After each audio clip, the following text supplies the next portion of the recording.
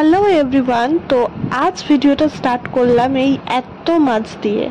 আজ দিনটা খুব স্পেশাল। আজ আমার ফাদার ইন ল মানে আমার শ্বশুর মশাইয়ের জন্মদিন। আজ কি কি রান্না হচ্ছে সবটাই তোমাদেরকে দেখাবো। রান্না শুরু করলাম গাজর ভাজা দিয়ে। 5 রকম ভাজা তো দেখলেই হয়ে গেছে এখানে। এবার মাটন কষার রান্না হবে।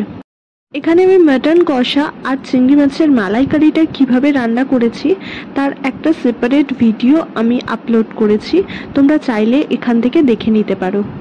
এতক্ষণে মাটনটা প্রায় হাফ রান্না হয়ে গেছে আর এখানে পায়েস তৈরি করে নেওয়া হচ্ছে। এরপর এই ম্যারিনেট করে রাখা মাছগুলোকে ভেজে নেওয়া হবে।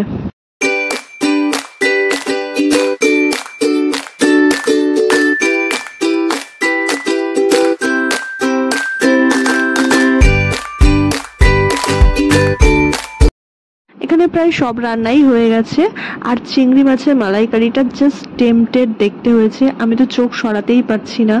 মাটনটা বাকি ছিল, সেটাও ডান। এবার চলো আজকের মেনুটা চট করে দেখিয়ে দিই।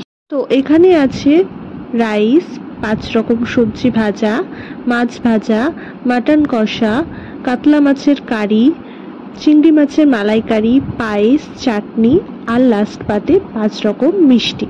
তোমাদেরকে দেখানোর জন্য এখানে আমি কয়েকটা পিকসও অ্যাড করেছি।